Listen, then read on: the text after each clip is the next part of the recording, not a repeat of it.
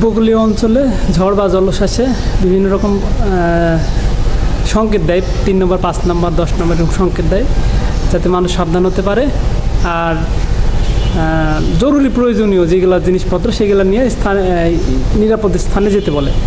তো তেল নিয়ে পৃথিবীতে যে অবস্থা চলতেছে, বিশেষ করে আমাদের গরিব দেশে আরও ভয়াবহ অবস্থা লক্ষ্য করলেই দেখা যায়। কিন্তু এই মুহূর্তে, এই সংকটময় মুহূর্তে যে এই যে ফ্যামিলি কার্ড, কৃষি কার্ড এগুলো দিচ্ছে, এগুলো নিশ্চয়ই ভালো, অবশ্যই দেশের জন্য, দেশের মানুষের জন্য ভালো।